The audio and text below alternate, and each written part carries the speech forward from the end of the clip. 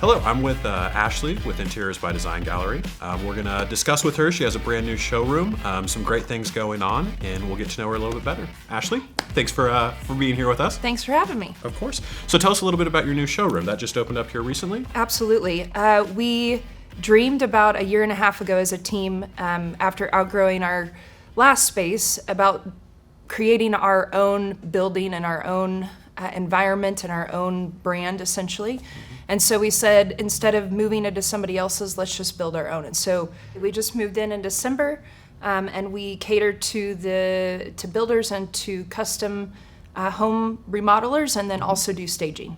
Yeah, absolutely. So where were you at before, and then what made you kind of decide to move to this new location? Absolutely. We were located at 96 and Rock, and it was kind of congested over in that area. We also outgrew the space, and so after a series of months of looking and kind of diving into the builder world on the west side, we are now located at 96 and Hoover, amongst some other great builders and construction teams as well. So what is your vision that you're doing with this business and where you want to move forward with it? We've remained true to what we have been doing for the last 3 years, which is partnering with builders to provide their interior finishes. And then in addition to that, we work with remodels, and then we do staging and window treatments. And so that has remained the same, and we'll continue to do that, but we're also, we've added no appointments only to our repertoire. So anybody in the city of Wichita can come, stop in, and they can shop our showroom floor for product that they may need for remodels and things of that nature. And then finally, one of the big visions that we had as a team was to provide a space that people could come and do lunch and learns, and even do small celebrations like baby showers and bridal showers and things like that. And so if you look at pictures of our showroom, our kitchen is kick-ass and it's pretty amazing. And so we created that space for events. So what got you originally into our market, kind of into this industry? Oh boy, it's a loaded question. I owned an event planning company for 15 years and worked about 80 hours a week, and started a furniture rental company to supplement our events. We were having to bring furniture in from Tulsa and Kansas City, and it was costing our clients quite a bit of money. So all that to say, long story short, I started a furniture rental company, and that turned into several builders asking if I would stage homes.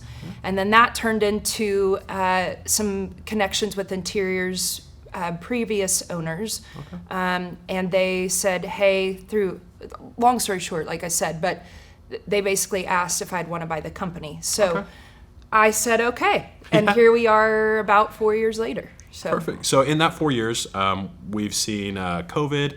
What would you say you've seen the changes from when you started in the industry versus how things are now? Yeah, so when I first purchased the company, it was the best time, right? Because everybody's remodeling because they're stuck at home and they want to live in these great basements and have this great entertaining spaces, not knowing what COVID was going, or how long it was going to last, or what it was going to bring. And so for us, I bought at a really great time. New builds were still pretty hefty, but then obviously mortgage rates have changed. And so a lot of the new build is kind of on standstill, but remodels are not, I shouldn't say standstill, but they're not as prevalent as they were.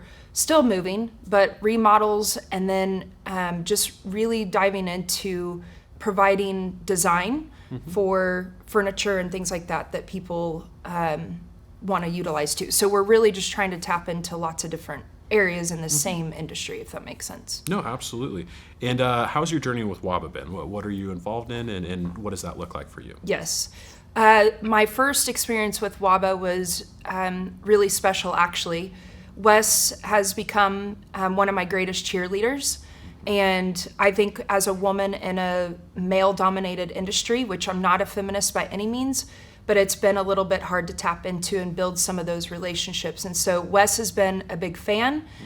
He's been a mentor. He's been somebody that I can call and be frustrated with at any given time, and he just brings me back to a level head. Susan's a huge part of that success too, and they have both been such huge supports. But now I'm also a part of PWB, which has been really special to be able to incorporate other women who are driven, who are in leadership So there's been just a really neat support as a female entrepreneur in that community, and I seriously love Wes with every inch of my being. So I know that's crazy, but he's such a good person, Yes, and absolutely. somebody great to have on your side. And with your roles in PWB, what does that look like? What made you decide to join that, and then what are some of the things you're excited for with that? Well, to be quite frank, Sarah Suter's to blame for all of that, but because I was in events where I really wanted to give back. It's something that I always love, and I will never lose that hostess part of me. And so they've asked me to be a part of committee planning some of the fundraisers that we have coming up. So Yeah. I said yes, and here we are. So in that 4 to 5 years that you've kind of been in the industry, have you seen growth? So with your company, did it start out with just you? When did you kind of start bringing on employees, and kind of what does that look like now? So the last few years have been all about building a new team, and we have a younger group of women that are eager, and they're excited about their careers, and they're ready to grow. And so basically we've spent the majority of the last 3 years rebuilding a team and creating really good systems and processes so that we can start building business.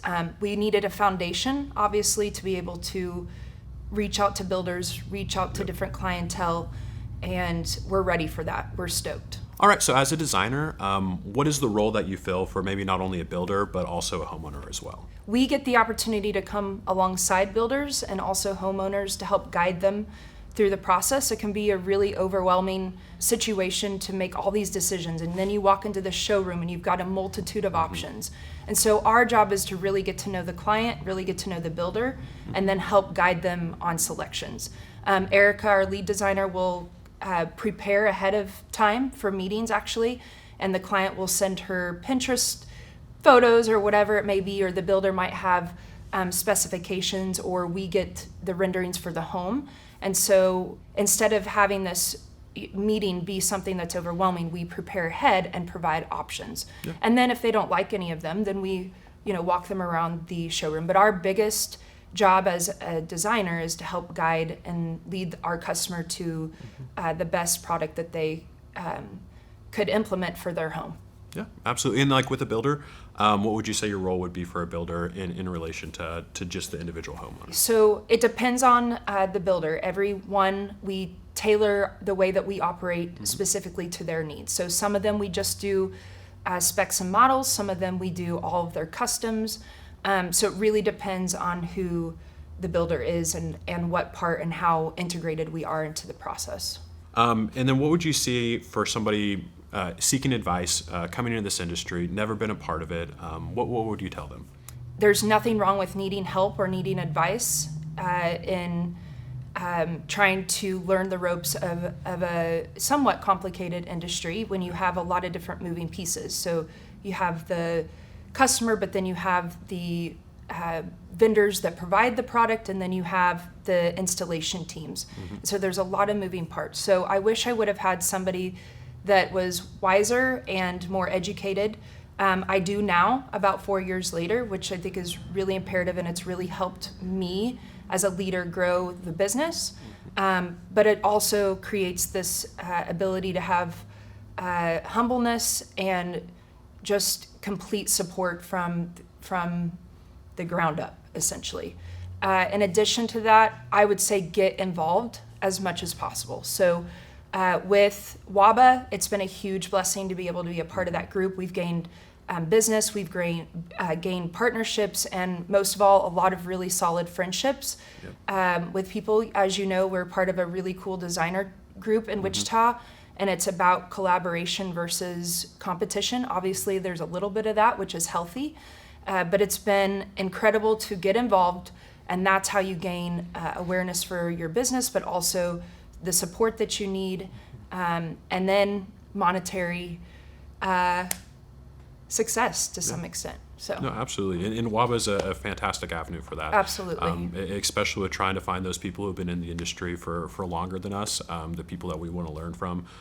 It's a perfect opportunity to meet those people and have them help you flourish. Right, and not just designers. You get to meet a multitude of people within the same realm, but who implement different product and processes. So Another thing that I really value about Wes and WABA is the integration of not just builders, roofers, electricians, but also insurance agents and real estate badasses, things, people that represent the community as a whole, but aren't necessarily tied to the construction of a home. Yeah, absolutely. And one of the huge ones that people don't realize with WABA is how much they're doing behind the scenes, how much they're working with not only our local community, but the national industry as a whole to make sure that things get past that help our industry, make sure that houses are affordable. And that's a huge thing that WABA does that a lot of people don't understand. And it's a huge value to not only the homeowner, but also the builders here that we have in Wichita. So there's state advocacy as well. That's really great. Yeah. All right. Well, Ashley, thank you so much for coming by. I had a fantastic conversation with you. And thank you so much for tuning in. If you are interested in speaking with us, reach out to myself, reach out to Tyler, reach out to WABA. We'd love to have you in this seat. And thank you so much to the Next Generation for helping host this.